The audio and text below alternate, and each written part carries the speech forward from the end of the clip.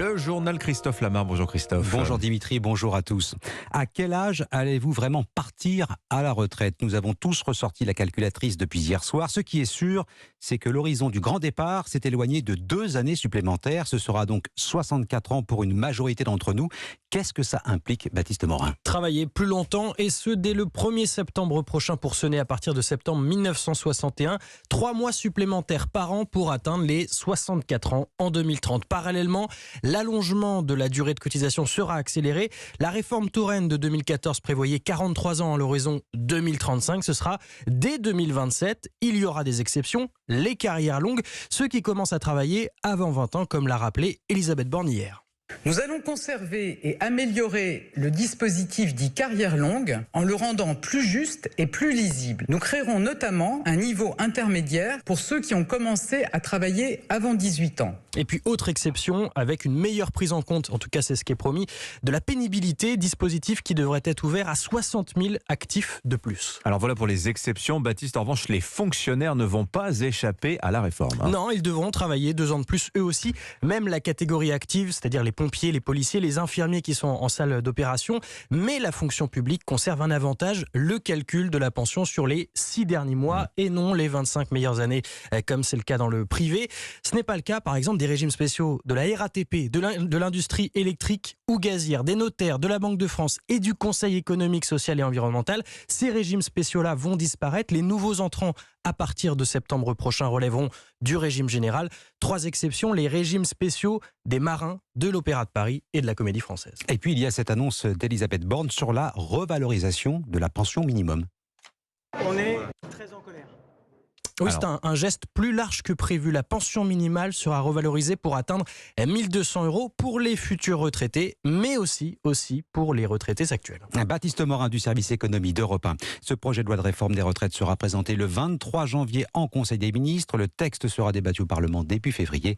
Adoption espérée avant la fin mars pour une entrée en application avant la fin de l'été. Alors l'exécutif pourra compter sur le soutien des Républicains à l'Assemblée nationale. Le chef de file des LR, Olivier Marleix, estime avoir été, le chef de file à l'Assemblée bien sûr, Olivier Marleix estime avoir été entendu, même s'il reste des points à clarifier, dit-il. La droite délivre ses bons points, le reste de l'opposition en revanche sonne la charge. Une grave récession sociale pour le leader de la France insoumise, Jean-Luc Mélenchon. Marine Le Pen dit sa détermination à faire barrage à une réforme qu'elle juge injuste. Quant au président du groupe socialiste, Boris Vallaud, il avait du mal à cacher sa colère hier dans les couloirs de l'Assemblée. On est très en colère. C'est une réforme brutale et injuste qui est un impôt sur la vie des plus modestes. Elle ne pèsera pas sur ceux qui ont eu des grands revenus et qui n'auront pas eu la pénibilité d'un certain nombre de métiers qui cassent les dos et qui lessivent les âmes. Un certain nombre de mesurettes sont là pour mettre un peu de miel autour de cette pilule amère, mais elle demeure amère et nous la combattrons avec détermination.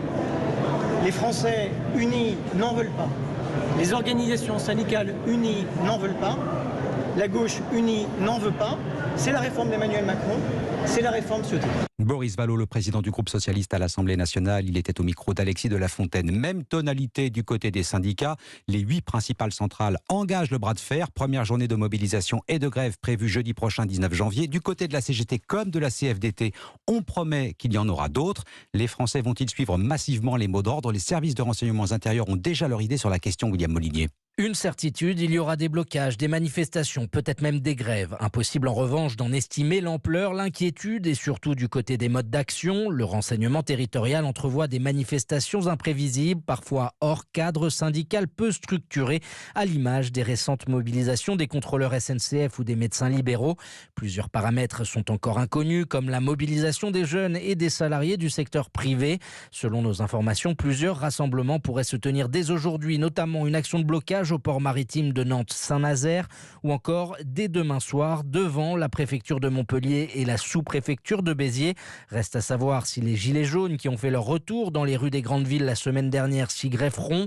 Leur mobilisation est restée plutôt modeste puisque les cortèges n'ont rassemblé samedi dernier que moins de 5000 personnes sur tout le territoire. William Molinier, spécialiste de défense à Europe 1. Et puis ça n'est pas lié à la réforme des retraites. Nouvelle grève à la RATP à l'appel de la CGT à partir de demain soir jusque samedi matin. Mouvement mouvement pour réclamer une hausse des salaires. Le syndicat réclame 300 € de plus par mois. Europe 1, il est 7h05. On prend à présent la direction de la Chine qui multiplie les manœuvres militaires autour de l'île de Taïwan. Les États-Unis l'assurent. En cas d'invasion de Taïwan, Pékin perdra à tous les coups. Oui, ce sera l'autre point chaud de cette année 2023 avec l'Ukraine. La Chine ne cache pas ses ambitions sur Taïwan. Pour l'instant, on en reste au stade des menaces, mais les Américains anticipent déjà le scénario tant redouté, celui d'une invasion qui les obligerait à intervenir. Sébastien Le Belzic, correspondant d'Europe 1 à Pékin. L'ogre chinois et ses 2 millions de militaires contre le petit poucet taïwanais et ses 300 000 hommes. L'affaire semble entendue, sauf que selon des experts américains, une invasion de l'île par la Chine dans les 3 prochaines années serait probablement vouée à l'échec, en raison notamment du soutien attendu des États-Unis et du Japon. Raison pour laquelle Pékin a repris cette semaine ses exercices militaires. Wang Wenbin du ministère chinois des Affaires étrangères. Ces exercices visent à tester notre capacité de combat et à contrer résolument les provocations des forces extérieures et des séparatistes de Taïwan. Les experts américains ont étudié 24 scénarios d'invasion différents et selon eux, le degré d'implication des États-Unis sera déterminant. Sans aide américaine pour défendre Taïwan, l'île serait conquise par l'armée chinoise en moins de 3 mois. Mais la Chine perdrait au moins 10 000 hommes dans la bataille. En cas d'intervention des États-Unis, ils estiment que plus de 3 000 soldats américains seront tués dans les combats. Pékin, Sébastien Le Belzic, Europe 1. En Ukraine, première victoire militaire en 8 mois pour les forces russes. Le groupe Wagner affirme contrôler Soledar ce matin, ville située à 10 km de Bakhmout. Kharkiv, cible de bombardement par ailleurs hier soir, quelques heures après la visite de la chef de la diplomatie allemande. Kiev lui a demandé une nouvelle fois la livraison de chars lourds Léopard 2. Et puis c'est peut-être l'heure H pour Noël Le Graët. Il va s'expliquer devant le comité exécutif de la Fédération française de football. Réunion en urgence ce matin à 11h à son initiative. Le président de la fédération joue peut-être une partie de son avenir, Johan Tritz. Oui, Noël Le Graët, en pleine tempête, va tenter de s'expliquer aujourd'hui lors d'une réunion du COMEX déclenchée à sa demande. Oui, mais il a surtout été incité à le faire en interne, car de plus en plus de voix s'élèvent contre lui. Cette réunion, c'est l'occasion pour Noël Le Graët de se justifier sur toutes ses dernières affaires, notamment sur le contenu de son audition hier dans le cadre d'un audit diligenté par le ministère des Sports, mais aussi un moyen d'apaiser la colère de ceux qui grondent, en partie à cause de la prolongation du sélectionneur Didier Deschamps, une décision prise seule par le président de la FFF et qui va être rediscutée. Une session extraordinaire qui devrait aussi aboutir sur un nouveau mode de fonctionnement de la fédération. Et même si son départ ne sera pas évoqué, sa place sur le trône du football français est de plus en plus fragilisée. Johan Tritz, le football sur les terrains, 18e journée de Ligue 1 ce soir et le retour sur la pelouse du Parc des Princes de Lionel Messi. L'Argentin annoncé titulaire à l'occasion du match du PSG contre Angers. Une soirée de Ligue 1 à suivre dans Europe 1 Sport, tout comme vous pourrez suivre les débuts de l'équipe de France de handball ce soir. Europe 1 radio officielle du championnat du monde en Pologne. Et ça tombe bien parce que les Français sont justement opposés aux Polonais. Coup d'envoi à 21h. Ah bah tiens, justement, on ira prendre l'ambiance un petit peu, tâter l'ambiance dans le journal de 8h avec Axel May. On ira le rejoindre tout à l'heure. Donc du côté de Katowice. Merci beaucoup Christophe Lamar.